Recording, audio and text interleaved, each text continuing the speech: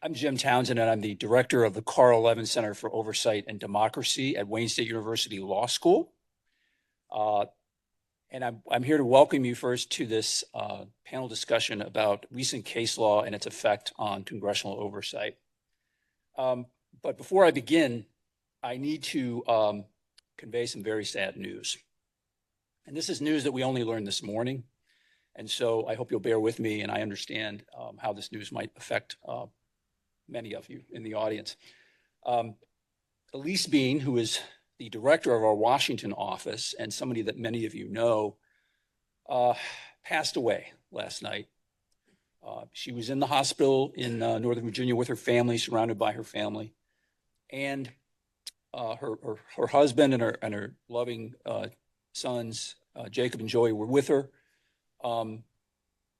As many of you probably knew, Ellis had been quite ill. She had been struggling with cancer for about a year and a half.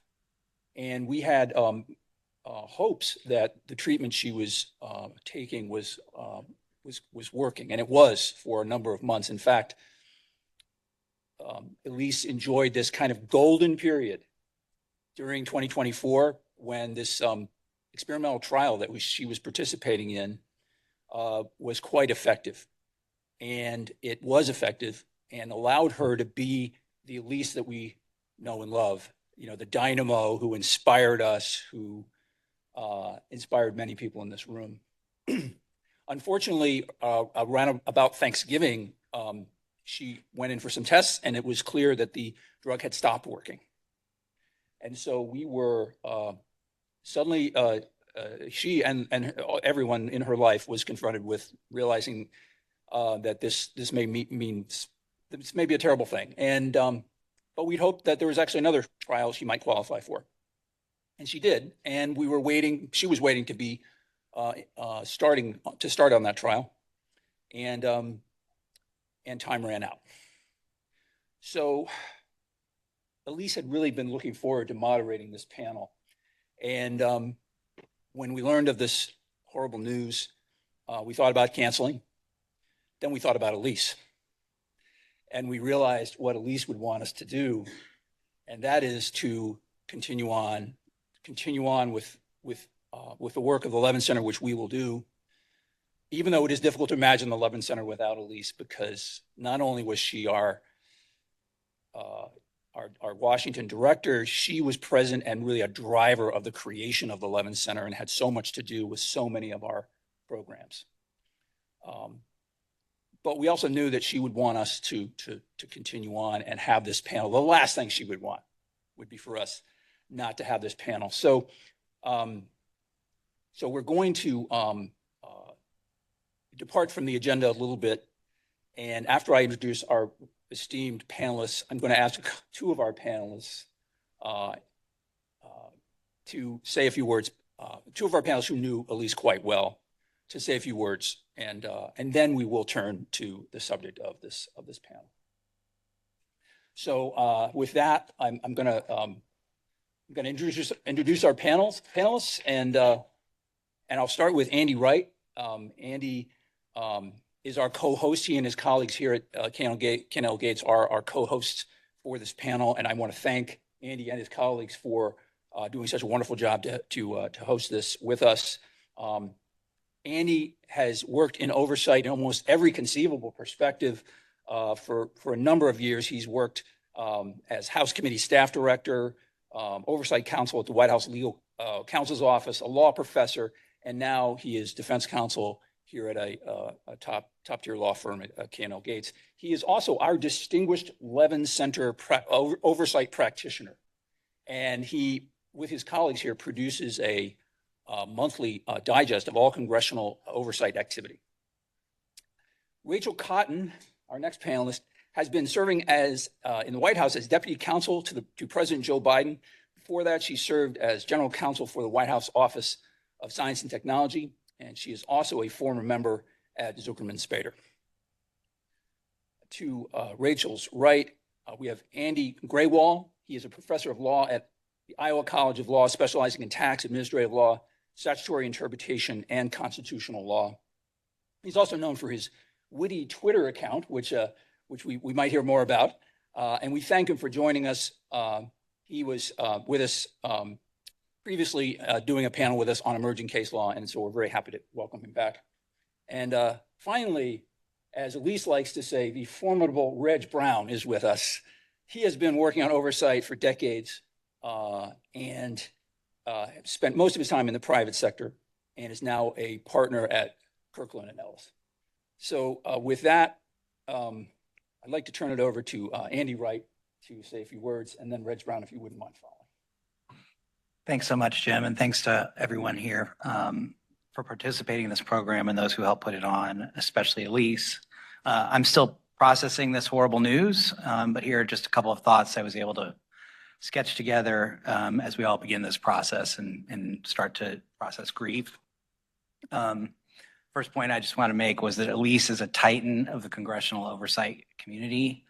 I first met her when she was staff director for Senator Levin's permanent subcommittee on investigations, and she and her Republican colleagues were working very constructively together, as was my subcommittee on the House side, House Oversight. We worked on a bunch of joint projects together, and that started this relationship that then proceeded on into all sorts of other phases of my professional and personal life. We collaborated on a lot of programs, including the, what's now the Levin Center and its databases, and we worked on papers and symposia and boot camps, which to help train congressional staff, or in one case, we went to the Pennsylvania legislature and trained them on conducting oversight. And the last one of those boot camps of the 6 I've done over the years, I was subbing in for Elise while she was undergoing treatment. I can't think of any single person who's been a greater champion of the congressional oversight power, or who has done more to professionalize it than Elise. She's also done more than anyone else to temper it from its excesses, to try to get to our better angels when we're in these somewhat adversarial and political proceedings.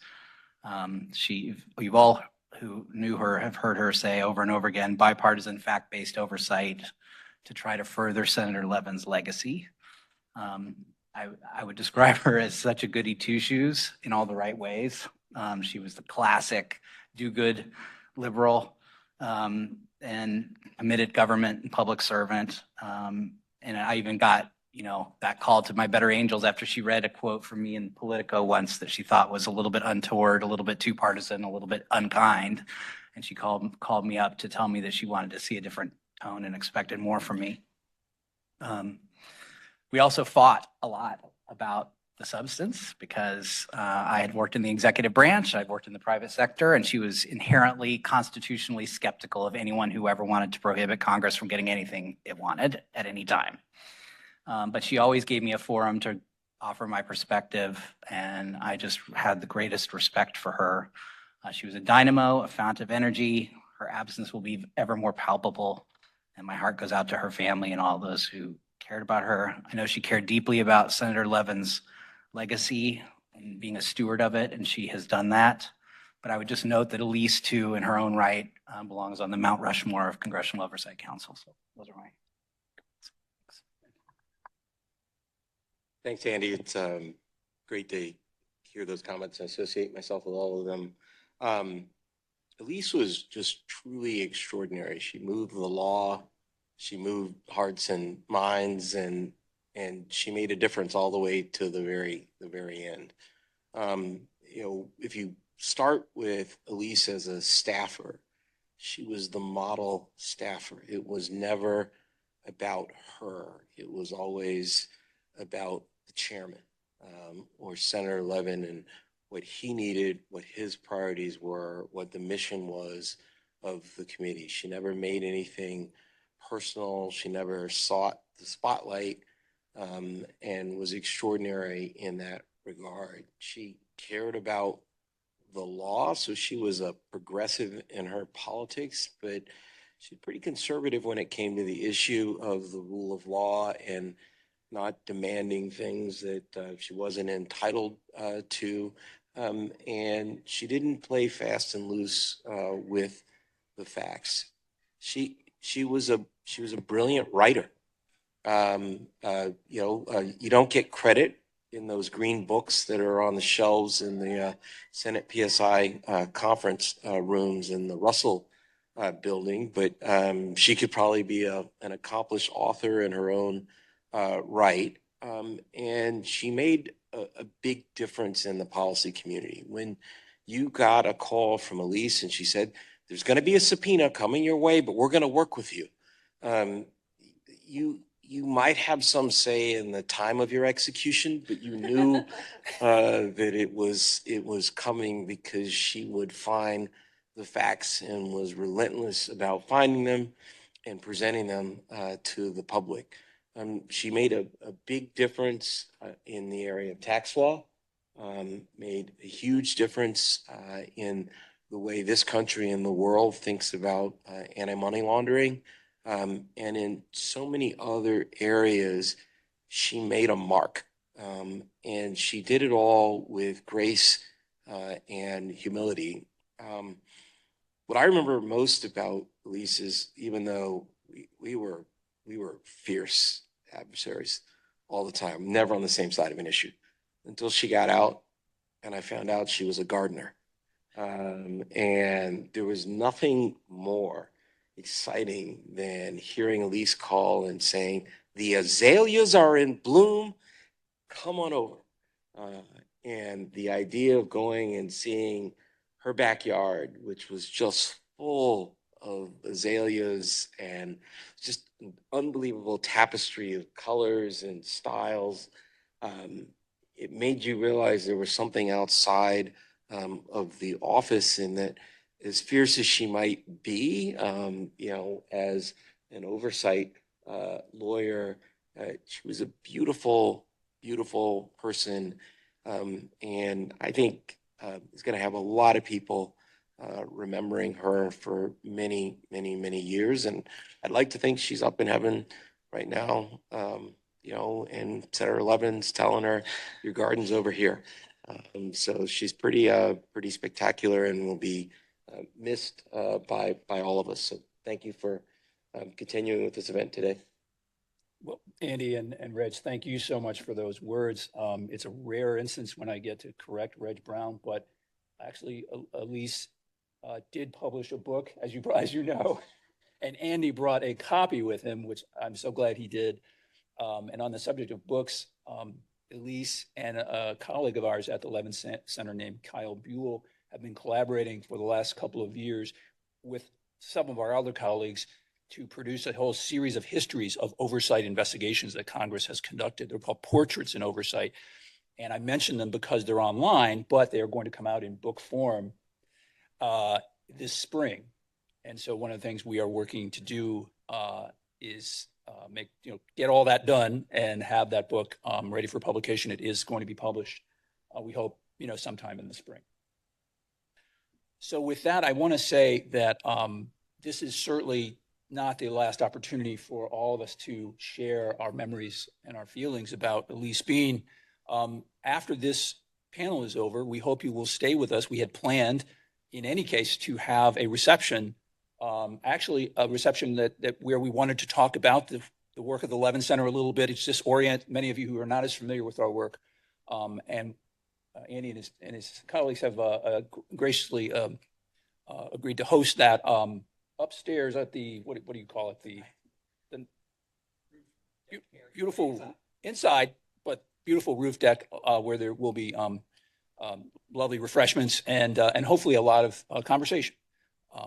Probably more about Ellis than the Levin Center, but Ellis in many ways had so much to do with our values and our production that we're looking forward to that very much. So before we turn to our panelists, I do want to say that we will, each of the panelists here will provide remarks about a category of cases that affected congressional oversight, or that we believe, have had perhaps an impact on congressional oversight. I'll then follow up with some questions, and then we will open it up to the audience, and we would welcome questions from all of you. We have a microphone, and Betsy Hawkins, who's sitting in the back, who works with the Levin Center and leads our congressional outreach, is here, and she can help you with a microphone. For the folks who are watching online, please submit your questions. And Brendan Lawler, who's with K&L Gates, is in the back, and he's going to compile them and email them to me, and I will do my best to keep track of them and try to get to them. I think we will struggle to get to all the questions, especially if I keep talking, which I'm going to stop. But we're just, again, really glad you're here. And with that, I'd like to, we're going to go in order, I think. So I'm going to ask Andy Wright to speak first and go to the issues that he's here to talk about, which are case law as it has been affecting contempt of Congress and efforts Congress engages in to enforce its subpoenas. Thanks so much. So just to set the scene here, there have been traditionally 3 types of contempt, depending on your school of thought, for Congress. One is inherent contempt, which is where Congress doesn't rely on any other branch, and it, has a proceeding, and then it can detain someone directly. The theory was that there was some sort of detention center in the well of in the basement of the Capitol building. That hasn't been used since 1935, and there was, there was case law that came out of that were basically like cases about whether or not to let people out of their jail. There's been some more recent, I think, largely academic discussion about using that power to impose fines. The upside being for Congress that they don't have to rely on either the executive branch or the judicial branch to be able to use some coercive power. But it's fallen out of favor, hasn't been used, and that's not going to be the subject of my discussion. The second has been described as civil contempt, which is seeking judicial orders to enforce subpoenas in federal court. And that's, I think we have other panelists who are going to touch on that topic. So the type of contempt that I was assigned by Ellis to discuss is criminal contempt. And we have had quite a bit of activity recently on that front over the last 3 years that we really hadn't seen of this sort of cluster of activity in quite some time. And so wanted to talk about that for a moment. So the 2 cases that arose out of the House January 6th investigation that was run by Democrats, the Select Committee, well, it was run as a bipartisan matter, depending on your perspective. And in that case, there were a number of subpoenas issued to various people who were either officials in the Trump administration or were other types of more informal advisors or former officials in the Trump administration. And included in that cluster of people were Steve Bannon, and we had the Bannon case, the Navarro case, we had Mark Meadows and Dan Scavino, and those cases all came out fairly differently, and there's been a lot of discussion about why. So the 2 that went to prosecution, so the way this process works is Congress holds people in contempt, they refer under the statute to the DC U.S. Attorney, and the language, there's been a long fight with Congress about whether or not the U.S. Attorney has an affirmative obligation to convene a grand jury or whether there's still executive ability to have prosecutorial discretion about whether to do so. Executive branch does not feel compelled. But in this case, Bannon and Navarro did get prosecuted. They got indicted coming out of grand jury. They did get prosecuted, and they both ended up serving jail time. They raised, I think, significant legal issues. They were slightly different cases. Both refused to provide records. Both refused to attend witness appearances, and they both basically kind of stiff-armed the committee. There were some other people who sent letters or made sort of presentations and submissions to the committee, but this was a little bit more standoffish. Anyway, in the end, one of the things that got litigated by Bannon was this idea of the mens rea required under the statute under willfulness. And he wanted to put on the idea that he had gotten an executive privilege assertion to protect his communications, even though he was a former official at the time. He was no longer in the government. And he wanted to be able to rely on his attorney's advice that was sufficient not to appear. And there was some pretty old, stale, I would say, DC circuit precedent that seemed to foreclose that possibility. And so he lost at the district court level, although the district court judge raised some concerns about it. He was not able to present an advice of counsel defense. And then the DC Circuit did not preclude him from having to start serving his 4-month sentence after his conviction in jail. And so he ended up serving time and paying a fine, although Judge Walker dissented from the actual, joined the opinion on the mens rea question, but dissented on whether he should have to serve his prison time while that was still being pending. But the case law still holds that the willfulness requirement under the statute does not provide for an advice of counsel defense. So that's a pretty important ruling, and I'm not sure what I think about it as a policy matter, but that is the law. So, you know, if you think that you're okay and you don't respond to a subpoena and you get prosecuted, like you're not going to be able to go in and say, well, the lawyer said I was going to be absolved of this obligation and then be able to rely on that. The Navarro case he had some problems with proof. He was unable to produce sufficient evidence that he was a current White House staffer at the time of the conduct at issue, and he was not able to produce evidence that he had been sufficient evidence that he had received an assertion of privilege, or necessarily that these were official activities to be able to avoid conviction. And you'll hear later, there's some additional litigation about his presidential records that were held by the National Archives that continue that dispute, but he also served. So those are two. The kind of intrigue on the flip side was that Meadows and Scavino were not prosecuted, even though they were also referred by Congress, which created a fair amount of tension between the two branches as to why the Biden administration didn't pursue prosecutions of these two people that the investigation had led to. And I think there's been some speculation about whether that was a function of executive branch doctrine, whether those were proof problems, or whether that was a function of the lawyering that had been done in the case in terms of the assessments of the sort of intangibles that a prosecutor would consider as to whether or not to move forward with that case. So that continues to be an area of interest in terms of what the obligation is to move forward with those prosecutions. So I think those are significant developments, along with we now have more recently on the Senate side, the former now CEO of a hospital, Stewart Hospital, refused to go to a bipartisan call for a hearing and subpoena on the Senate Health Committee,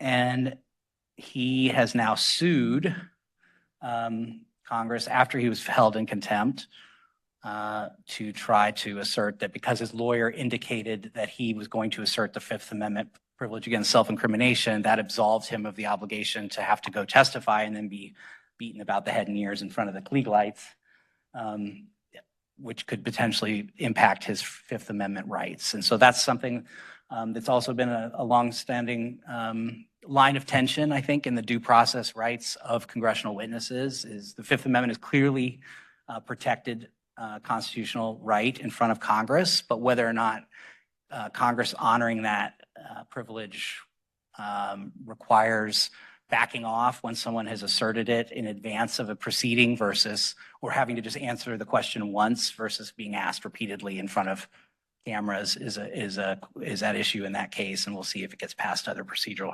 hurdles along the way, like the speech or debate clause. But it raises an interesting question, and I've certainly been critical of Congress's conduct that's at issue in that case. I think Congress should be more solicitous of the Fifth Amendment privilege when it's been asserted in the letter format. So those are the cases that I wanted to just touch on, but I'm happy to keep the conversation going, and then we can talk about where things are going to go from here. Do any of the other panelists have any? I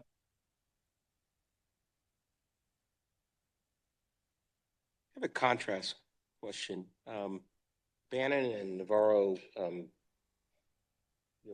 both kind of saw expedited cases in the Senate. Bernard-Leo was subpoenaed by the Judiciary Committee and said, nope, not going to do it. Said it was lawless, and nothing happened. Why did nothing happen? And that was Senate Judiciary, right? You're talking about. So I'll start by saying I don't know the answer.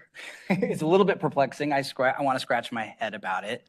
You know, I think it goes to this point that Congress has to perfect its escalation and move to contempt to be able to have a viable case to then move over to either the criminal system or some sort of civil enforcement. And the Senate has been of late in some of the committees has a little bit less of an appetite to perfect and go all the way and push it to that level of escalation.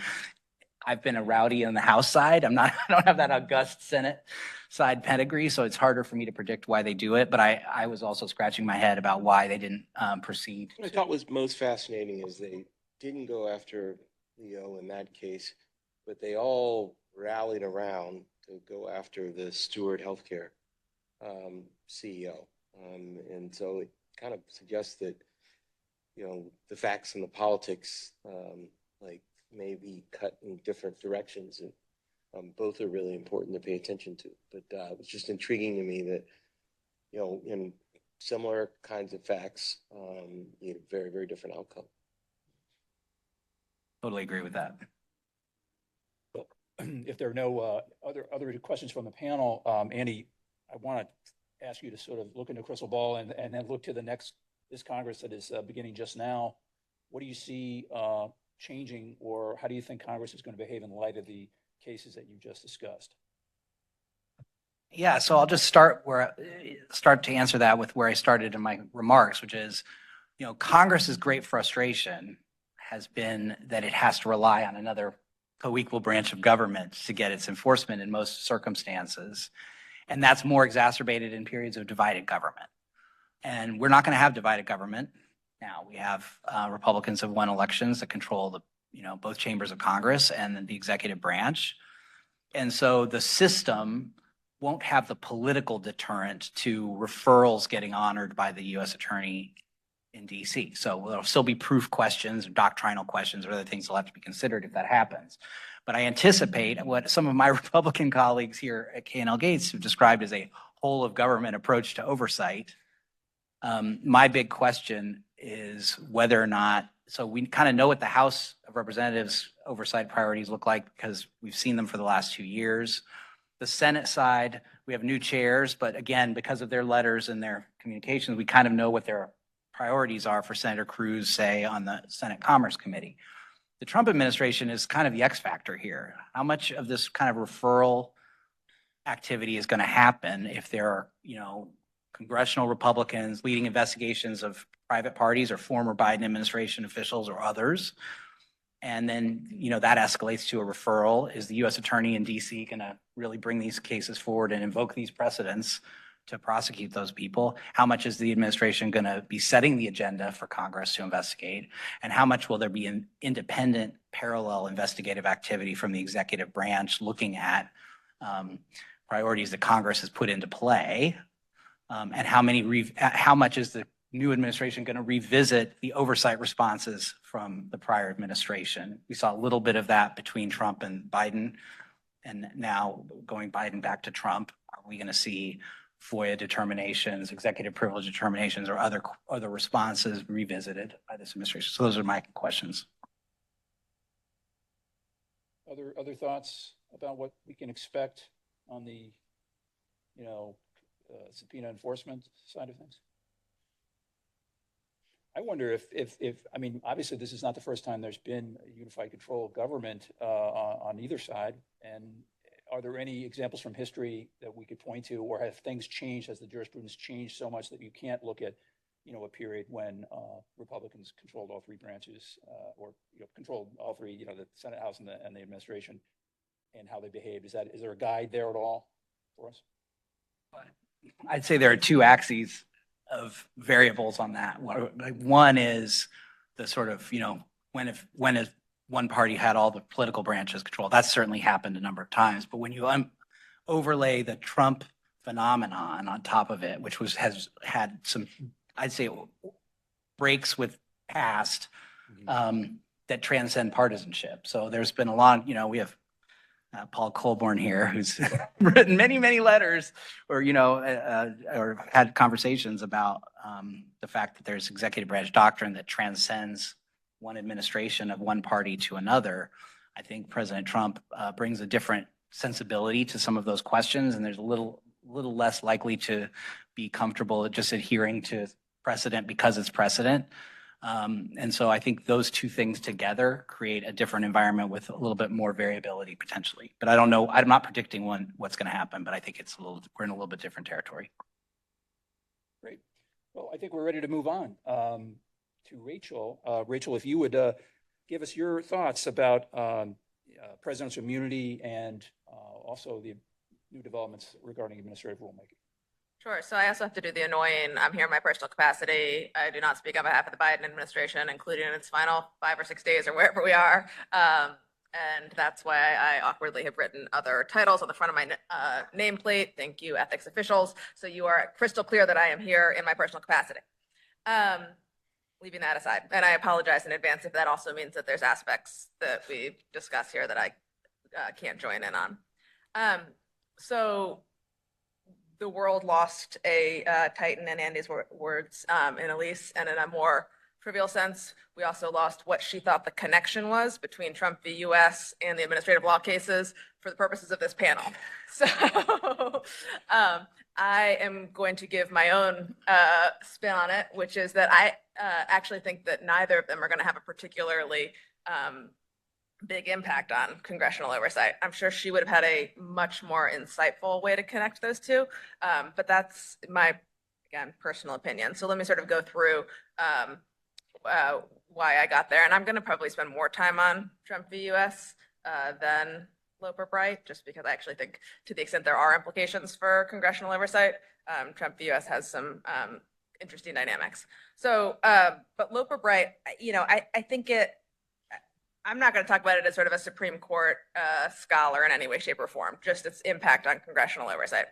And obviously it creates a additional hook for Congress to press agencies to justify their actions.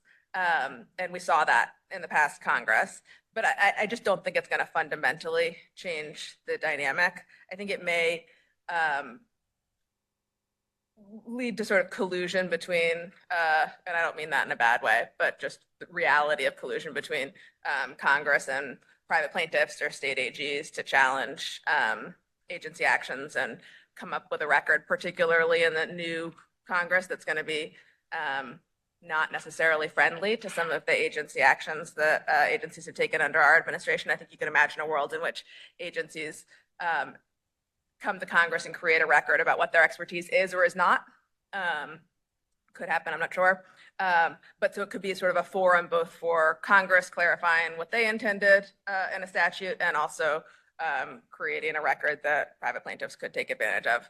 I think around the margins, it'll change the way agencies may respond to congressional oversight requests. It may change the language, the tone, the tenor, sort of what the justifications they put forward. I think you are likely to see less sort of policy-oriented justifications, much more agency expertise, statutory defenses of agency action.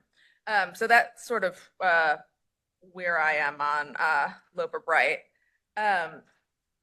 And I guess I'll say actually one more thing. I think if you look at agency rulemaking for some time now, you will see that agencies have been focused on the statutory basis for their rules and giving defenses of their action that anticipated some sort of a challenge like this, which could be relevant to oversight things to come.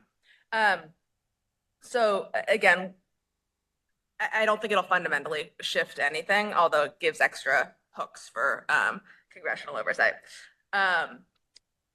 So Trump v. US, which I think was something, is an earth-shattering case in a lot of respects. Maybe not earth-shattering for congressional oversight. Obviously, as probably everybody here knows, the holding of that case was that a former president is generally immune from prosecution for official acts. The language of the case however, I think has real benefits for the executive branch and or let me say that differently, may have benefits for the executive branch in the context of congressional oversight. I think reading the opinion, since Andy called out Paul Colborn, I'll echo that. There is certainly, it has resonance with many of the writings of OLC as far as separation of powers over the past years. The court itself relied heavily on claims about the separation of powers, the importance of a vigorous and energetic executive, and the need to ensure that the president's attention is not diverted. And that, while not in the same exact words, are certainly concepts that OLC has been propounding for a while now. I want to call out sort of three discrete ways that I think it could actually impact the dynamic between the executive branch and Congress vis-a-vis oversight matters. I think it gives, and I don't agree with the court in its holding in this respect, but I think it gives grounds for the executive branch to question whether Congress has a legitimate legislative purpose in certain oversight activities of certain core Article 2 functions. So it, relatively, in my view, uncontroversially calls out pardons and removal authority and probably some other examples of kind of core Article 2 functions that Congress can't act on. And if Congress can't act on it, theoretically, they can't have a legitimate legislative purpose and shouldn't be conducting oversight of that. They did seem to break new ground around seem to want to create some zone of conclusive and preclusive constitutional authority around law enforcement. And I think that's where it sort of gets interesting and raises questions of, is there a zone around investigative and prosecutorial functions of the Justice Department that is, not appropriate for congressional oversight because Congress can't act there? I think it created or appeared to articulate some principles under which one could argue that Congress lacks the authority to enact legislation and can't conduct oversight on some of that law enforcement activity. If that is right, I think that has real implications for oversight going forward. We heard a lot over the past 2 years about a two-tier system of justice. We are in the midst of litigation that, at least in part, justified the legislative purpose on regulation of special counsels. And I think there are questions going forward that Congress and the courts are going to have to grapple with as to what do legitimate legislative purposes look like in the wake of Trump v. US. So that's sort of one set of questions that I think it raises. I think that it could potentially be used to reinforce some of the testimonial immunity doctrines that have been used vis-a-vis presidential advisors. I think you see a lot of the same separation of powers language and the need for a vigorous and energetic executive. And so I think you see support for many of the arguments that OLC has long made in the context of absolute immunity. It does not address the question of whether any immunity that it conveys on the president could be applied to advisors, and if it does extend to others, which advisors. And so I think there's some question marks there, but certainly the language and the principles underneath it really seem to reinforce OLC's views around absolute testimonial immunity. That's sort of point number two. And then I think the third that I'll just point out briefly is there is an argument that it elevates the role of impeachment. And I think you could argue both sides about the recent history of the use of Congress's impeachment power. But the case certainly makes impeachment one of the few tools left for accountability for presidents over official conduct. Now, whether and when it's wise to use that power is a very separate question, but by giving the president immunity from criminal accountability over official acts, it may be that impeachment is one of the few tools left for a president to face consequences outside of the ballot box for official acts. So that is my disjointed attempt to combine Trump v. US and Wright under the heading of raises questions. Not sure that there'll be any earth-shattering or fundamental shift in Rachel, congressional oversight. were you like cleverly laying out the agenda for Democrats for the next 4 years? In other words, President Biden cannot be investigated about pardons. There's no legislative purpose behind it because that power is invested solely in the president. So all those pardons at the very end, can't come look at those. Impeachment, very, very important. As soon as we get the House back, we're going to impeach President Trump because it's the only thing we can do because the court has otherwise tied our hands. Is that what you were saying? Not, as we said, personal capacity. Okay, only. just checking. Hey, it's a fascinating perspective. Just raising questions. Well, I mean, just because those, the court has said that the president is immune from prosecution in these areas that were just described, that doesn't mean that Congress can't, if you're immune from criminal prosecution, doesn't mean that Congress can't investigate these issues, can't seek information about these issues. Is that not the case? I think that's right. And it becomes a fact-based question, right? Like the president already has protections from OLC, the congressional oversight of the White House opinion, which has a lot of protections, unique to the president. And Trump v. US, I think, elaborates on those or reinforces those in some way. And so I do think that direct oversight of the president for certain acts, again, fact-bound, can be challenging. And, going forward, there's going to be additional tools that the executive has. I don't know. Congress's power to investigate is not unlimited. They can't investigate simply for the purposes of harassing someone. And I would assume that an area where the president's power is absolute, like the argument would be made that the only purpose for doing this is to harass, and I'll see you in court 3 years from now. Like, might be a legitimate purpose.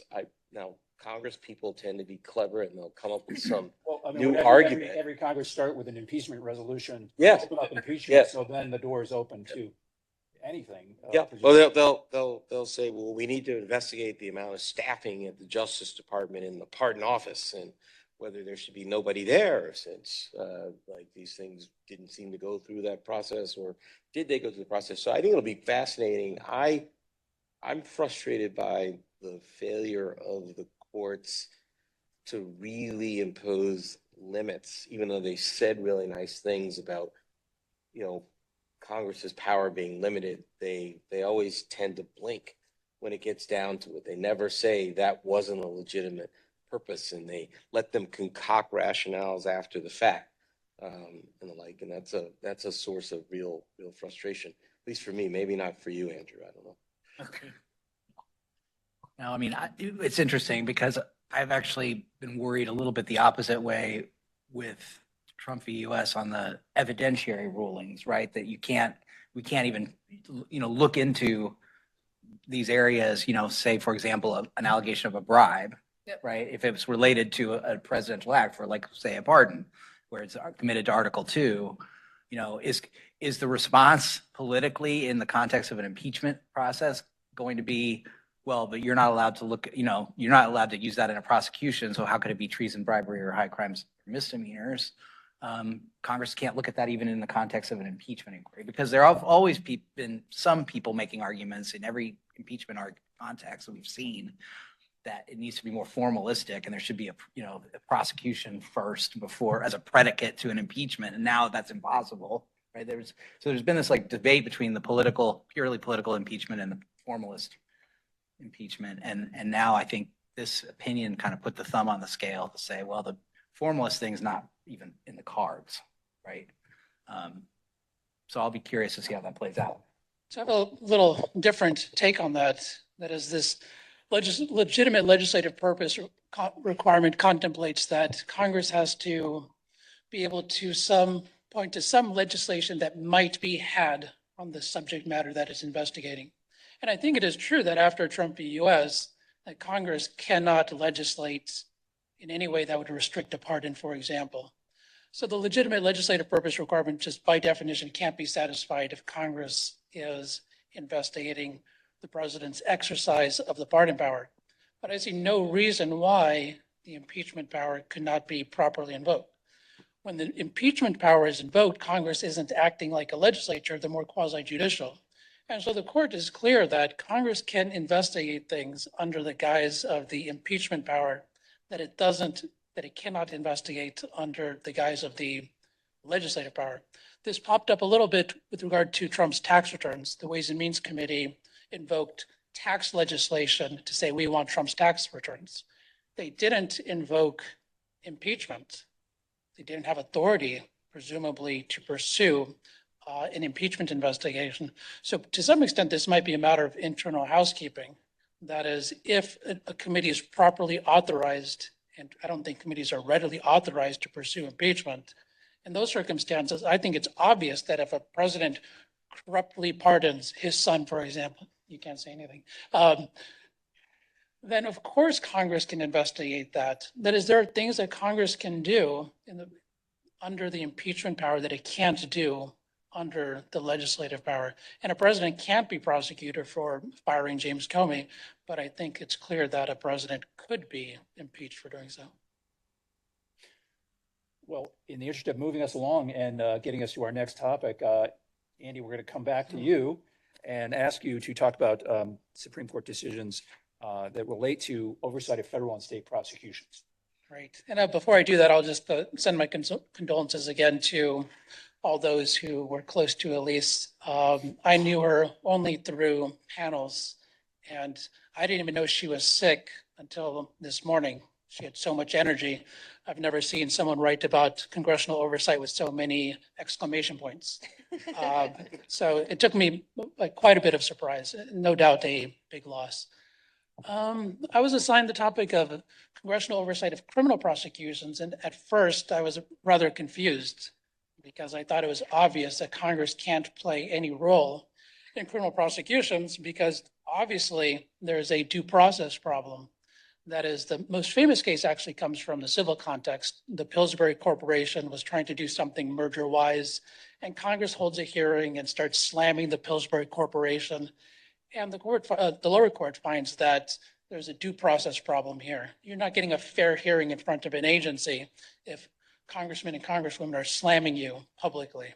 And that principle very easily extends to the criminal context. If Congress is aware that someone's being prosecuted and starts threatening to go after the defendant if he or she somehow escapes, of course, there's a due process problem. But the posture of the cases today is very, very different. That is, with respect to congressional investigations in Georgia and New York, Congress or the committees, Jim Jordan, they're not trying to slime President Trump. They're trying to slime, I'm using, colorful language, trying to slime the prosecutors. Well, a state or an arm of state doesn't have a due process right. Fani Willis, Alvin Bragg, the state of New York can't say, Congress, you are violating our due process rights. Due process rights are for individuals, not for governments. So it's this fascinating posture in which Congress is rightly or wrongly trying to protect a defendant. And so how do we look at that? It can't be due process. Probably the most natural principle to think about would be federalism. That is, if Congress passed a law saying that the people of New York cannot prosecute domestic violence or murder, I would think that that would be improper legislation, goes well beyond Article 1. And so then our question here is, has Congress or the committee gone beyond its Article 1 authority or its investigative authority in these cases? And I started digging through them. It's quite fascinating. I'm just going to tee up the three interests that these cases have raised, or that the committee has said are being served. And I don't have an opinion on them. I'm curious from my co-panelists what they think. But again, I was just confused. Why is Congress investigating a local prosecution? The first interest that I saw in the documents was use of federal funds. That the Georgia office, presumably there's some federal block of money that goes to local prosecutions. And Jim Jordan is saying, well, we want to make sure federal funds are being spent properly. In the abstract, that sounds totally cool. Right? You want to make, Congress should make sure that the money, COVID relief and so on, is going in the right place. Is that enough to ask Fani Willis or her office to disclose documents? Is that enough that a local prosecutor is getting federal funds? The other federal interest asserted in the relevant letters is the local office's coordination with the DOJ. Why are these local offices talking to the DOJ? I don't know what happened. Jim Jordan believes that the DOJ's former attorneys are now staffing the New York office. Well, now it's under the rubric of federal legislative oversight of federal agencies, which is a very comfortable topic of oversight. Can these investigations come under the rubric of oversight of agencies as opposed to prosecutors? The last one, which is most interesting to me, was that there's a congressional interest in protecting former presidents against prosecution. At the federal level, we have a president. We have to make sure that he or she does not face baseless prosecutions. What happens if Barack Obama, every time he goes to a red state, gets arrested for jaywalking? Shouldn't the federal legislature think about what's going on? I don't know how to resolve those, but I think federalism as opposed to due process would be the relevant guiding principle. I'm interested in hearing from my co-panelists. Aside from that, a couple other things about these ongoing controversies that interested me. One relates to the so-called Mazars case, in which the court, I'll just say, increased the barriers to a legislative subpoena in a case involving a subpoena for President Trump's financial information. Interestingly, one of these, Alvin Bragg tried to challenge one of these subpoenas. It kind of disappeared very quickly, but in his filings, he was invoking the Mazars case. And I just thought we should keep in mind how quickly power changes in Washington. That is, some of these barriers that were raised towards congressional subpoenas in the Trump era with the Democratic House can now just as easily be inverted when the politics shift. So I thought that was interesting. To what extent do we apply a heightened legitimate legislative purpose requirement that was made by the Mazars case, which was protecting Trump, but politically now could be used in the other direction? One brief word about a couple of ongoing federal issues, one that I already mentioned. A couple of weeks ago, the House, their rules authorized Jim Jordan or a different relevant committee to continue the investigative efforts regarding the so-called Biden tapes. This is a question for DC insiders. It's not obvious to me from the outside that as soon as Trump takes office, that the DOJ is just going to turn over the Biden tapes. It's not obvious to me that that's going to happen.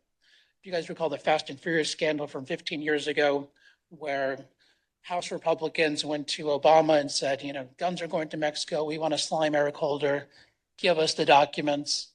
That got resolved in 2019. You had a Republican president and a Republican House in the interim. It wasn't obvious that a Republican president would just turn it over. So I don't know what's going to happen with those tapes. It's not obvious to, maybe it's obvious to people who know the relevant actors, but it's not obvious to me that Pam Bondi is just going to immediately turn over the tapes.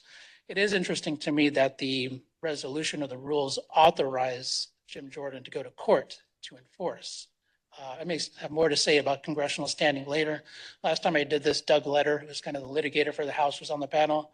I explained to him why Congress can never, ever sue anyone for anything. He shouted at me. It got very interesting. But I'll leave. I've already kind of spewed that. It's probably recorded somewhere. But I'll just say I'm skeptical that the House can sue. If the DOJ doesn't support Jim Jordan against Georgia or New York, I'm skeptical that the House can pursue it or that the House can sue the DOJ if Pam Bondi says no to turning over the Biden tapes. And with that, I'll end. Why don't I predict that Pam Bondi will turn over the Biden tapes up front if they still exist. Tapes have not been wiped and there's no gap. I think they'll be turned over. It's interesting because we do have an esteemed former leader at the Justice Department here that this was a topic about which the OLC opined. And it came up in the context of something you started with, Andy, which was inherent contempt. The question was whether Merrick Garland could be held in inherent contempt and fined, I think, $10,000 a day, because that's way more effective than putting him in jail, for not turning over the audio tapes when the president claimed executive privilege over them. And the ruling from OLC was the president cannot, the attorney general cannot be held in inherent contempt for obeying the president's directive. The interesting question to me, and this ties into one of the cases that was on the list that Ellis wanted us to talk about, is the archives case, where the question then becomes, who holds the privilege that was asserted then? Is it Joe Biden beyond the presidency, former president, because it was his tapes during his tenure, or does Donald Trump now hold that privilege? The position of the Biden administration for most of the Biden administration would probably have been that Donald Trump now holds the privilege because he's the president and the former president can consult, offer an opinion, the like, but doesn't get to side. Now that we're going to be in a different space, it'll be interesting to see whether the parties hold to their old positions, in which case Donald Trump would say, oh no, the privilege belongs to Biden. And Biden would say, no, it's your call. I don't know how that'll play out. Rachel, if you have a thought and could share it, it would be awesome, but you probably can't. So maybe Andy, you could tell me how that gets resolved. I'm gonna go ahead and pick the money line that they're gonna do what's most politically advantageous given their position. I mean, but also I think consistent with a lot of doctrine. So it's going to be an overlap. But I think that the current president will assert that they have the final say on matters of executive privilege with respect to their own administration's records and those that came before them, and that it's a consultative process for former presidents as a matter of comity, and to be able to fully understand the context of the potential confidentiality interests. But the interesting question is the courts have not ultimately resolved that issue because they found a way to punt in the archives case. And I just think it'll be really fascinating to see whether Biden says, I don't really care anymore, I'm done. Like, if you want to turn the tapes over, great. Just remember, you're going to be a former president again, and it might come around. And so I just don't know what side people will take on that issue. There's a second matter where OLC opined about the ability of some of the Justice Department lawyers to decline to come in for an interview in front of Congressman Jordan's committee. Mark Daley, I think, was one of them. There's another person who might have evidence related to the Hunter Biden tax controversy. The courts in that matter, I thought, did a really wonderful job of just saying, you guys grow up and figure this out. I am not going to rule. In fact, Judge Reyes basically said, you guys figure it out. They didn't.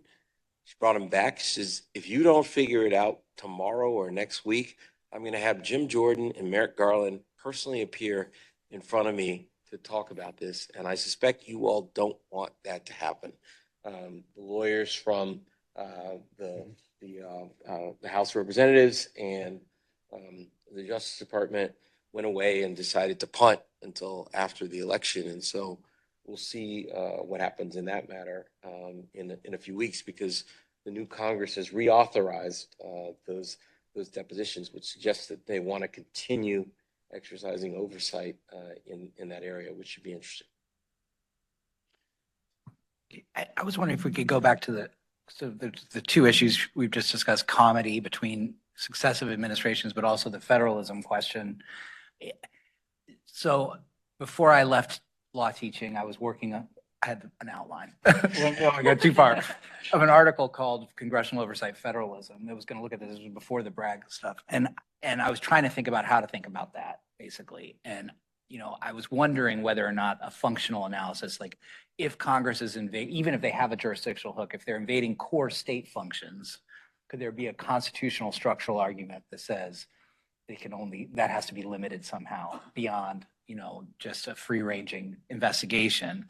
The problem is when you start researching that case law, it's a whole lot of really terrible civil rights era cases where there's states' rights being asserted for a lot of terrible reasons. Although there's one pretty interesting case about the Port of New Jersey and New York, where there was a congressional investigation seeking deliberations there. And that's kind of an interesting case. But I think that is a very interesting topic, even beyond the current controversies or more recent controversies, that I don't think has gotten a lot of treatment yet. So maybe that could be something, if it piques your interest, you could get into further. I think it'd be great to see what you think of it. In 2016, I didn't follow all of it, but I believe either the House or the Senate issued subpoenas to various attorneys general because they were investigating climate change or something like that. And there was a hearing here in which one of the experts testified that, you know what, this committee has not mentioned or found a single precedent where a state attorney general was subpoenaed, because in 200 years it doesn't exist. And right, that was outside of the criminal context. But apparently, again, I didn't double check it, but apparently it's never ever been the case that Congress has subpoenaed an attorney general just in arm of the state. So it's definitely a lot of new territory. Maybe you can turn that into an article. It sounds like there's a lot of fun and open issues. So you can't be wrong. You can't be right either. You can't be wrong. Well, I know I'm conscious of time, and I know we have one more. We have Reg up. So I'm going to save the question I have for you, Andy Grewal, so we can get to Reg, and then we'll have some time for some general questions, hopefully from the audience, and some final comments. So Reg, take it away. I'll go super fast because I fulfilled my obligations and talked about several of the cases already that Elise asked me to talk about. We'll all be wondering for many, many years over a good glass of wine what she really wanted us to say and what we missed. And I'm sure we'll come up with new things over time. I basically got the Jack Smith docket, which is the other cases that are out there that Elise found interesting, that might in theory impact the Congress in some way at some point in time. The archives case we talked about, which is sort of who gets to decide, the former president or the current president, and the courts sort of basically punted on that question. There was a case involving Scott Perry's cell phone. Scott Perry was a member of Congress who participated in discussions about things leading up to January 6th and the certification of the election. He took the position that he wanted to inform himself to make a more considered judgment about how to vote.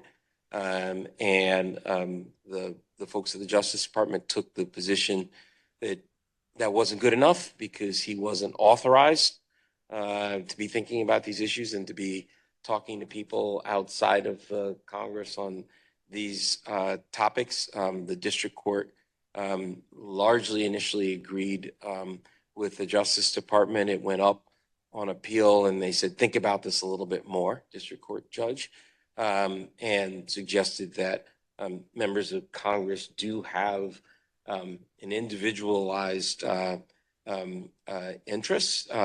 They can't just go investigate anything. It has to be tied to something that's a legislative purpose, but that vote was in fact a legitimate legislative purpose. And the district court went back and did a more nuanced analysis and protected some documents and didn't protect other documents, which seemed like a very pragmatic outcome that people could get behind. The final case that I think at least wanted us to talk about was the Twitter case, which also involved Jack Smith. And in that matter, he got a search warrant and a gag order and went after communications from President Trump to others that were in the possession, I think it's called in research of information stored at premises controlled by Twitter. So stuff that Twitter had. And what was interesting about the case is that Jack went after that without giving notice to President Trump to assert any privileges that he might have. Twitter was, I think, very uncomfortable with the matter, and so they went to court. And ultimately, the matter was resolved without grappling with the real issue about the president's right. So if somebody had gone to the custodian at the archives and asked for the president's stuff under the Presidential Records Act, there'd be a chance to raise objections and many other types of proceedings that would have happened, and that hadn't happened here. Ultimately, though, President Trump didn't assert executive privilege over the Twitter communications, and so the issue was resolved without kind of reaching the question, and Jack Smith carried the day. But it's just sort of an interesting question about what avenues should be available or shouldn't be available to prosecutors when they're looking at presidential authority. The congressional angle here is really hard for me to see, other than they could legislate on the topic. But it was a really cool case, and Ellis was always intrigued by a really cool case.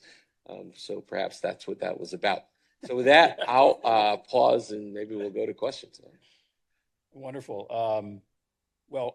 I just want to touch on a couple of questions that have been occurring to me that are kind of on point, I think, with what Ellis would also want to ask. And we haven't touched a lot on the accommodations process between the executive branch and the legislative branch. In taking a step back and thinking about the collection of these cases, do you think the accommodations process is in better condition now after these decisions, after these various actions, or worse? My view is remains to be seen. President Trump was on the kind of receiving end of a lot of stuff he didn't really like.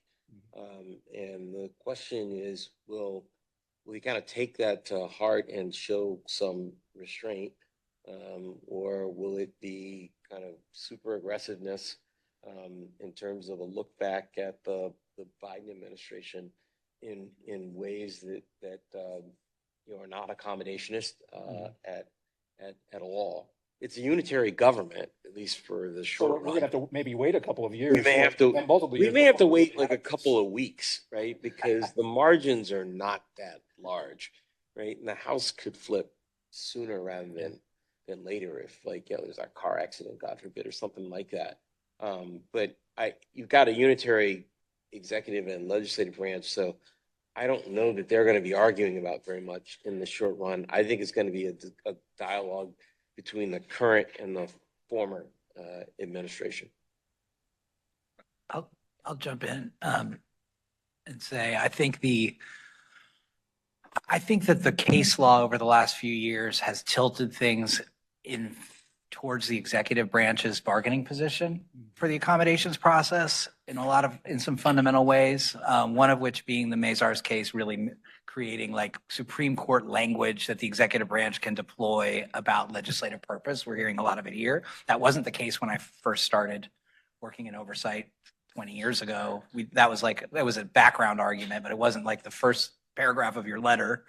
And so I think that's shifted things for those negotiations. I also think that the dicta in that case also that sort of gave credence to the idea of attorney-client privilege being a viable privilege, even though it's common law grounded in congressional proceedings, has strengthened the private bar significantly and the executive branch to be able to recite that in their letters, because Congress had definitely taken the position that while they want to respect attorney-client privilege as a policy matter, it's really up to them to decide whether they're going to when the rubber meets the road, because it was common law, not constitutionally grounded. And so I think those are two pretty fundamental shifts in the bargaining power of this sort of political fights about the law that are really the hallmarks of the accommodations process. That last point about the private bar's bargaining power being stronger, I'm not feeling it. And I kind of think about what happened in the last Congress. There were more subpoenas and investigations launched than in a very, very long time, targeting financial institutions, tech companies, healthcare companies, and energy companies. And now the executive branch and the legislative branch are on the same side, So if I'm a university and they're investigating anti-Semitism and I think it encroaches on the First Amendment rights of professors, am I really going to roll the dice that the Trump Justice Department won't prosecute me if I defy a subpoena that comes from the Education Committee controlled by Republicans? I don't know that I would advise a client to do that. So it'll be really interesting to see whether folks in the private sector try to make some of the same kinds of arguments that Trump made when he was out or not. Sorry, I definitely agree with you that the landscape overall has become more treacherous for the private sector. But in the context of the accommodations process, I think that attorney-client privilege is part of that calculation. But I totally agree with you. It's going back to the contempt cases I was discussing, criminal referrals. When you have unified government, that itself becomes a much more significant, tangible threat if you're advising clients. So I want to get to a question that came in earlier from Mike Stern. Many of you know. He asked the question, can a Senate resolution of criminal contempt be filibustered? I think the answer is yes. And I think that's why the Leonard Leo thing never went anywhere. I was going to ask, there's like this 18-year-old British kid on Twitter who knows everything about procedure. Somebody could just tweet at him and he'll tell you like within 4 minutes.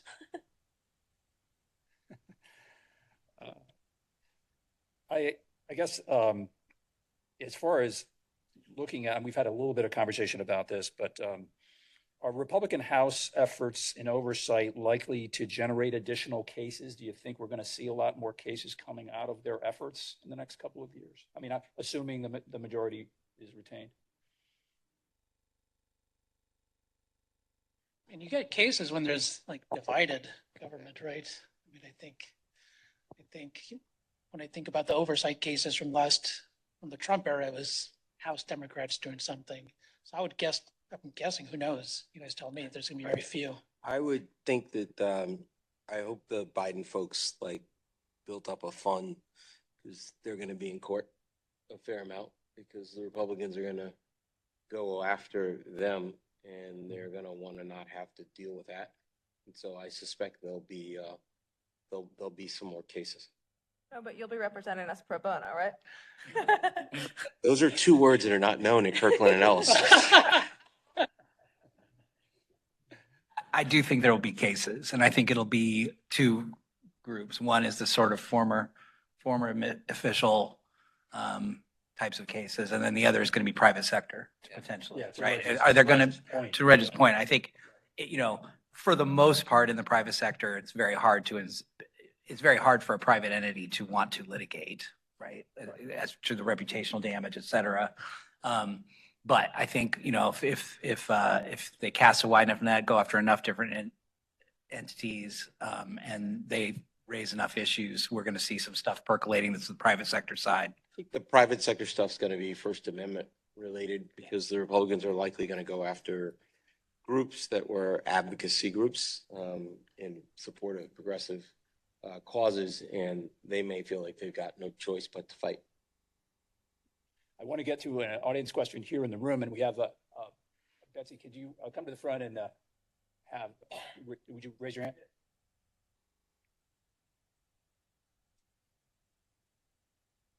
I just want to draw your attention to another set of potential plaintiffs or members themselves. I'd like the panel to talk about legacy of Coleman and by ways of Coleman, maybe go on about impoundment, but they talked about Coleman and Judiciary versus McGahn. So what about those types of suits? Do you think, that doesn't necessitate a divided government for that? So in the Trump era, you had. Would you mind repeating the question? Because I gather that the question relates to not the House itself pursuing litigation, but groups of legislators initiating the legislative, some sort of lawsuit. The Coleman case was something dealing with state legislators who were suing. I gather the question is, well, What happens if could you have 20 Democrats, or the rule of 5 or the rule of 7, the rule of 7? What about those sorts of lawsuits? What can happen there? I mean, presumably to litigious society, I'm guessing there probably will be some lawsuit. But what comes to mind is when a group of legislators, Democratic legislators, sued Trump under the Emoluments Clause. And the DC Circuit said, maybe the House has standing, maybe the Senate has standing, maybe both bodies have standing, but there's no way in hell you guys have standing to sue. So I'm not saying it wouldn't happen, but I'd be surprised. There is a statutory rule in which 7 persons are authorized to pursue a lawsuit. This went to the Supreme Court a couple years ago, maybe 3 years ago. And Congress, in my view, they knew they were going to lose badly. I think the Supreme Court is going to say that Congress can never sue anyone ever. And so it gets to the Supreme Court. Congress just said, well, we don't want the documents anymore. Supreme Court Munsing, where's this case, or something like that. So I wouldn't be surprised if someone sues outside of the House or the Senate, but I would be shocked if an assembly of congressmen and congresswomen are able to secure standing. And we already know the Supreme Court's going to be interested in it, especially if they invoke the rule of 7.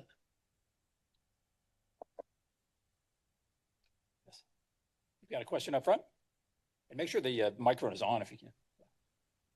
Maybe a few comments. All right. I'd like to mention a few things and basically look for reaction. Very interesting, very competent discussion. I was taking notes because I may write a few things on some of this.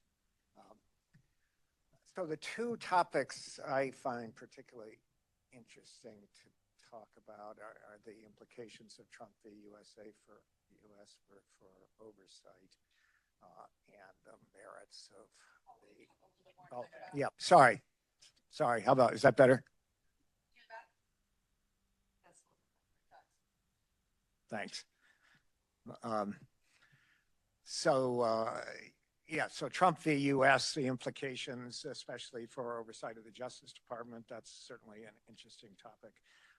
The one we've gotten to more recently is, I guess, more interesting to me because it was such an interesting part of the work I did at the Justice Department.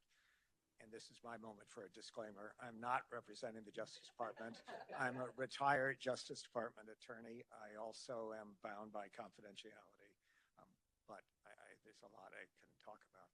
And so I am going to ask for reactions about what I'll say, hopefully in just a few minutes, about the topic of Congress investigating the prior administration. Raises the question of who asserts executive privilege, and more policy questions really on whether the executive branch is going to stand up for its long-term interests versus short-term political interests in turning things over. But before I get to that, I do feel duty-bound to correct those who just talked about the accommodations process. There's no S. It's accommodation process. You will appreciate that. So, we're 5 days out. Everybody at the White House has placards. Everybody's going around signing them. And Jonathan Schaub has signed each and every one of ours to note that it is an accommodation singular process so that none of us will ever forget it. And it will hang on all of our walls Point from well here on taken. forward. So, Jonathan yeah, you taught him well. You taught him well if he's listening somewhere. He used to work for me, so of course he's got that right. Yeah. Yes. The moment we're in now is always an interesting moment where Congress comes in. It's a party, the same party controls Congress and the executive branch. And it's the start of that. You got a new president, same party in control. They're not going to investigate the new president. It's striking how little aggressive oversight there is when the same party is in control. The Democrats in the House, the most interesting, important oversight in the last Congress was over Trump administration, in particular the January 6th matter. But I've been involved in several matters over the years so first, just on the proposition of who gets to assert executive privilege, the former president or the current, who controls the privilege? Well, certainly Justice Department doctrine, and I think implicitly the Supreme Court in Nixon versus Administrator said that if it's the incumbent's privilege, and yes, a former president may assert the privilege. It's not terribly explicit in that opinion, but certainly in our doctrine, it's obviously not controlling at all. And there's a presidential executive order on implementation of the Presidential Records Act that addresses this. And the order initially was the Reagan order, and Reagan's order contained a process that's of course been followed ever since of NARA consulting with the former president and for a possibility of assertion of privilege. But it's just the process, and that the president will control the archive's decision regardless of what the former president says. Interestingly, and in my opinion, misguidedly, the Bush administration reversed that in the sense that the Bush executive order set out a policy of deferring to the former president and former president's assertion of executive privilege. That approach was reversed in one of the first orders, executive orders issued by President Obama. He restored the situation back to the way former President Reagan had it. Now, there's so much to say about the topic of oversight of the prior administration. Will Pam Bondi turn over the tapes of the interview with the president? Well, I had several such issues in the past. Will the Clinton Justice Department make available to John Dingell's committee the line attorneys who the Bush Justice Department had declined to make available? And then the transition from Clinton to George W. Bush, where for several years Dan Burton and House Oversight was trying to get memos to the Attorney General about recommending appointment of an independent counsel to investigate Al Gore and other such things. The department resisted on grounds, these are prosecutorial deliberations, so also ongoing investigation. So Dan Burton felt that, of course, he could get that material from the Bush administration. Well, that led to quite a long discussion, short discussion with the White House counsel's office, which I shouldn't go much further on that. Anyways, the point is that the Bush department withheld those documents to Burton's amazement, and executive privilege was asserted over those documents. Well, just a So question. I'm done. So please. No. Well, I mean, Get reaction. my reaction is that I think that the legal doctrine seems to me to be pretty clear, which is that I think that the incumbent president has the power, and that the policy and norms have shifted back and forth depending on which administration is in. So I think this is one of these things that's a function of the policy decisions of the incoming Trump administration and the norms that they choose to follow or not related to what obligations you have in the past. I mean, I spent a couple of years in an undisclosed location dealing with, rendition, detention, and interrogation requests from the Senate Judiciary Committee. And, no one was happy with those results on either side. but that was a function of, I think, the policy choices that the current president I made. need to go back and reread the Bush EO. but I'll side, shockingly, with President Bush, who I served under in the White House counsel's office. I will tell you that the beginning of the Biden administration, when the decision was made not to protect, the confidential discussions that, say, Jeff Rosen and others had, and to basically say January 6th was different. And so, kind of deference be damned. We're going to make all of this stuff available. I think it had very long range, negative consequences. And it's a fascinating question as to how Trump is going to think about that. If he thinks about it at an intellectual level, I think he will defer to Biden's wishes on a number of these issues, and the tapes might be an easy one. There's not an argument anymore about whether Biden is old. So maybe that's kind of one where he could establish the principle, but still maintain the right. If he thinks about it emotionally, those tapes are going over to the House in a hurry, because he's going to be angry about the lack of deference that was afforded to him in connection with the January 6th issues.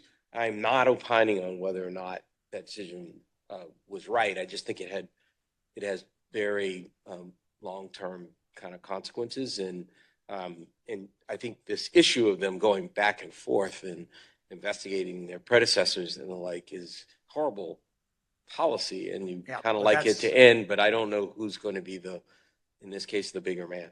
Yeah, I just want to make a executive branch lawyering point here, that at this moment, to help you say the President Trump decide, well, the topics I have in mind, it should be Attorney General Bondi, but the process point is the very important role that lawyers at the Justice Department and the Office of Legal Counsel, career lawyers, have in trying to insist or at least argue for the continuation of long-standing positions, and a very important role for the White House counsel's office in that discussion. At some point, OLC or the Attorney General's office is going to talk to the White House counsel's office about what to do, and I certainly hope that the tradition will stay. There were exceptions.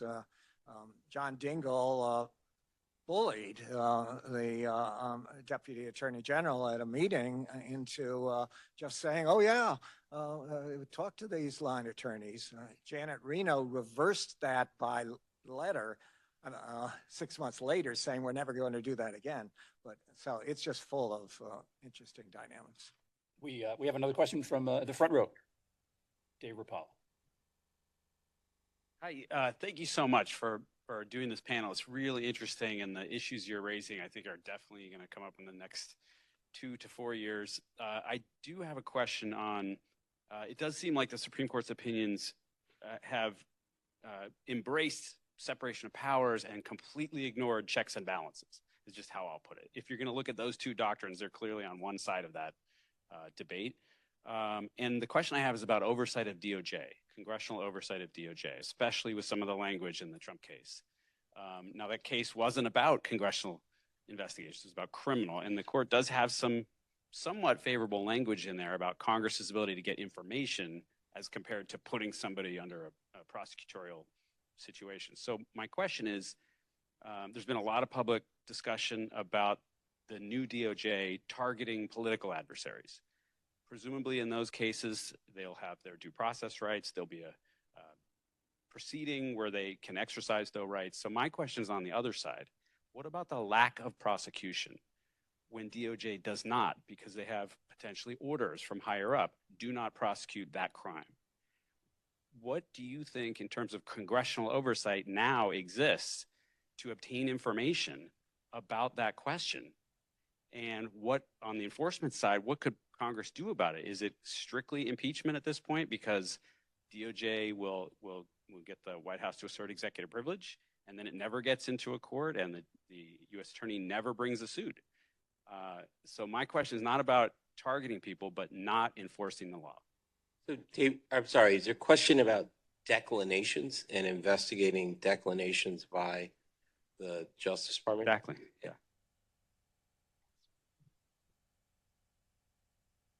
I mean, that probably goes back to the early republic, right? That legislators probably thought some persons should have been in the crosshairs and the executive didn't pursue it.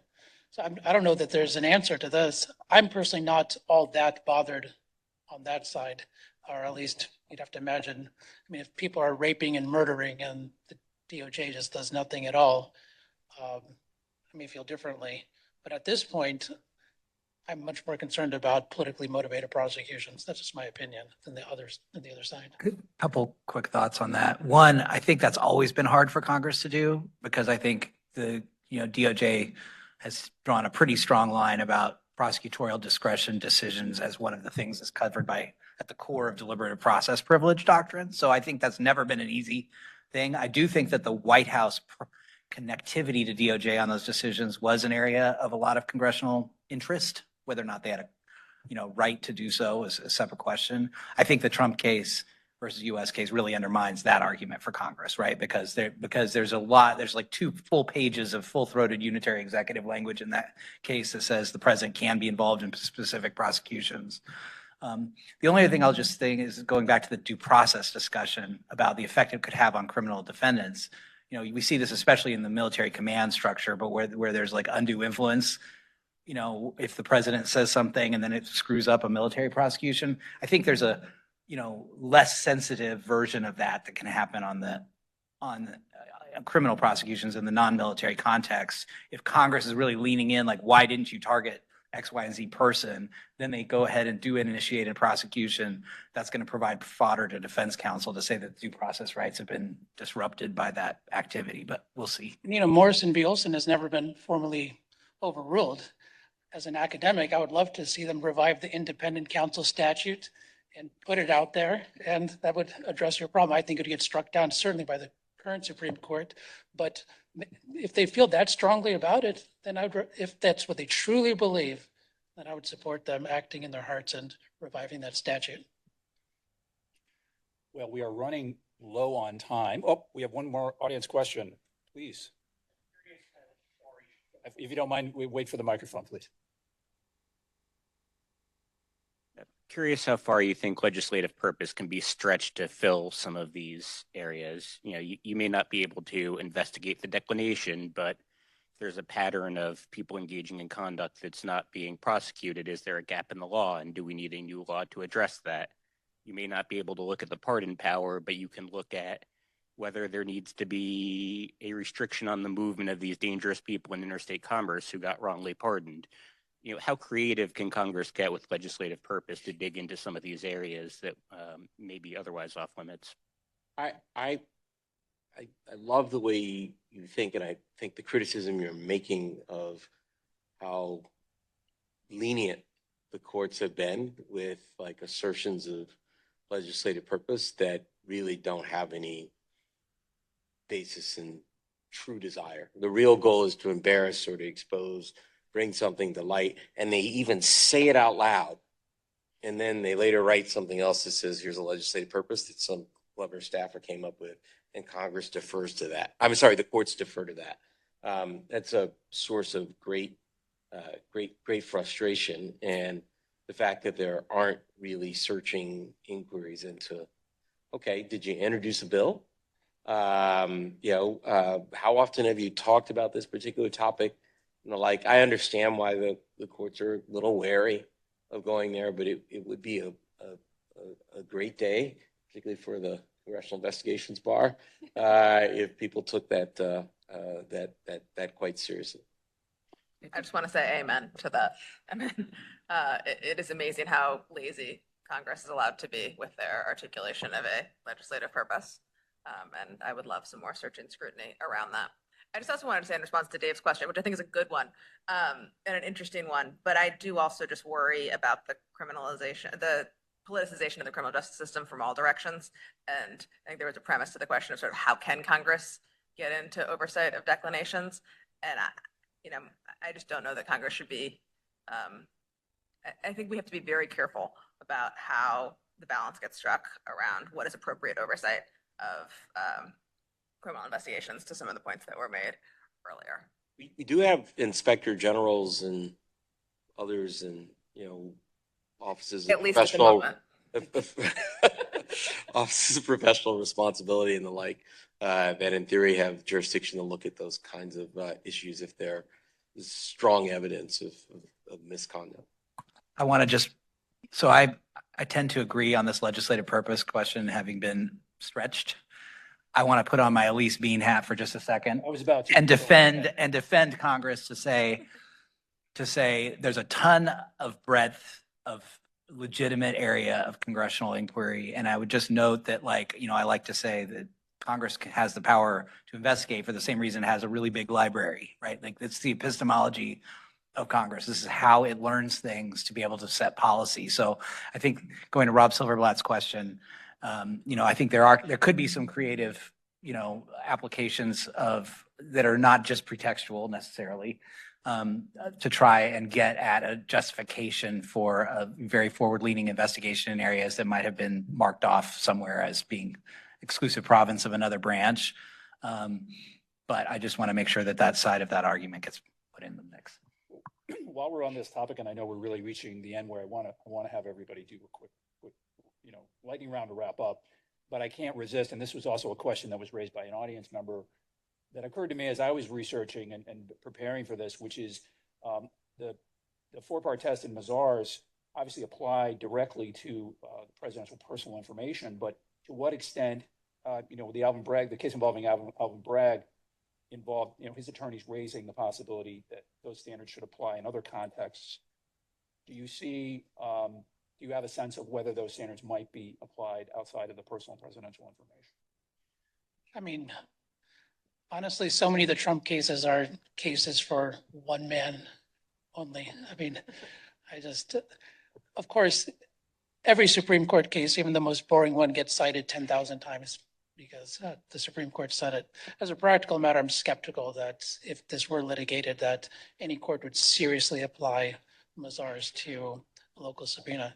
On the subpoenas generally, it is interesting. Historically, subpoenas didn't even have to pass a laugh test. Right? You could laugh at them, it was totally fine. It was probably more like a laugh and urinate yourself test. That would be the relevant test. Maybe that's elevated slightly through Mazars and so on. But I don't think we should lose sight of the fact that Congress typically gets information it wants. We're talking about a tiny, tiny, tiny, tiny sliver of front page cases. Generally, people are going to turn over, executive branch included. They want their funding. You want something from the EPA, from the IRS, everything is going over. So we're focusing on the hot button cases, which I think can give us a skewed perspective of what Congress actually can get. Can I just say on that, though, that I think congressional oversight cases are like the tip of the iceberg. Most of the interactions are happening with letters from people like me and Reg, or people in White House counsel's office or they're having negotiations, or we're sitting in a call with staffers and we're arguing with them about why. So Mazars is alive and well in all of those letters and conversations, whether or not they're getting litigated in other contexts formally.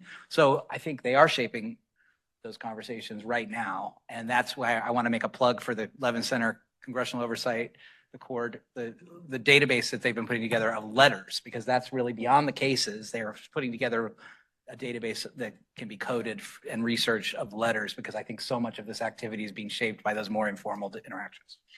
Appreciate the plug. If it can be just brief, because we do want to give the panelists a chance to do their lightning round, but please.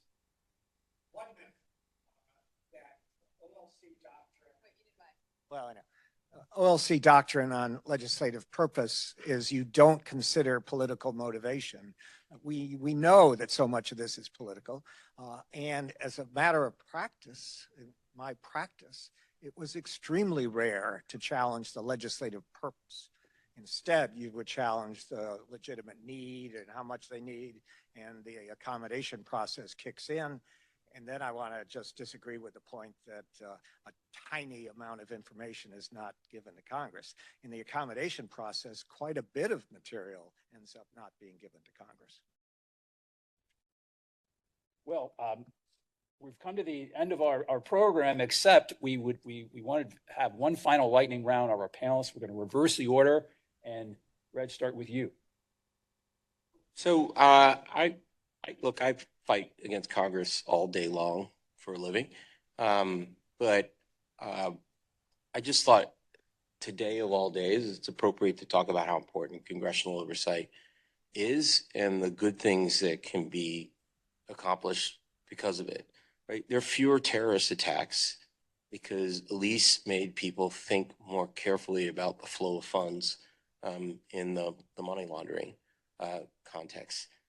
Fewer people cheat on stuff, or at least they have to be more clever about it, because Ellis drove investigations about abusive tax shelters and entities where nobody knew who the beneficial owner was, and she was ferocious in the pursuit of those topics and was always also a happy warrior.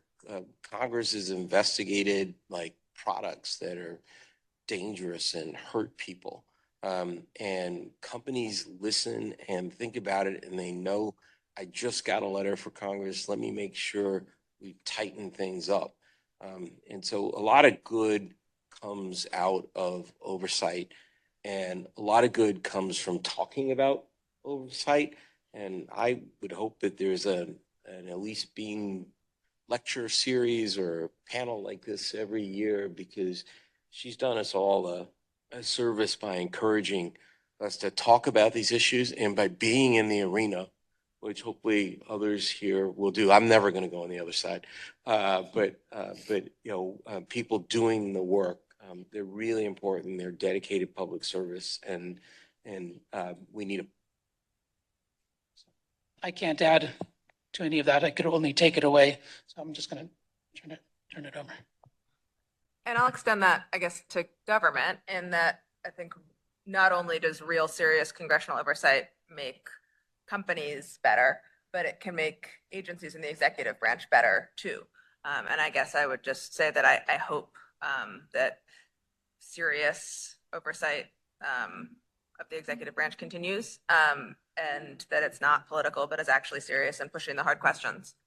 Because I agree that congressional oversight can have real benefits across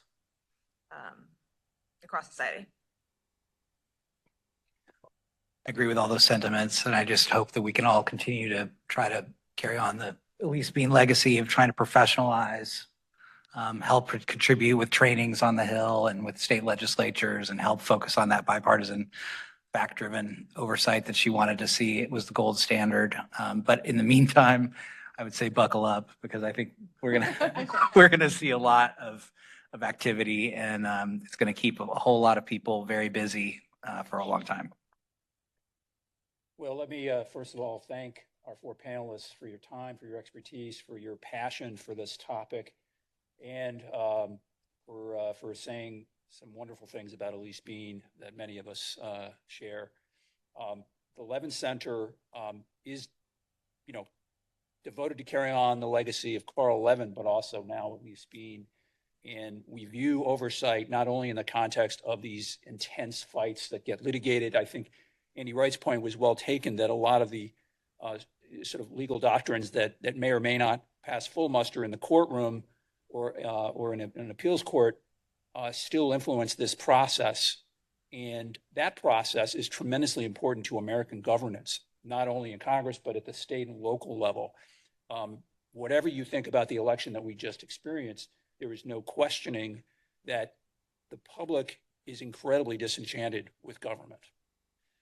And what the Levin Center is truly trying to accomplish, and again, this is very ambitious, is to explore to try to sort of reverse engineer, think about good government programs, effective governance.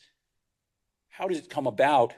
And then is it somehow possible to reverse engineer and think about the ways in which legislative oversight, whether that's in a state capitol or in Congress, could do a better job of encouraging that kind of behavior? And so often some of the fighting and a lot of the litigating and rancor that occurs probably works in the other direction. Which isn't to say that all we believe is that everybody needs to be sweet and nice, But we do think that the public needs to be informed about its interests in how our elected representatives conduct themselves when they're fact-finding, because those facts are really the underpinning of our democracy.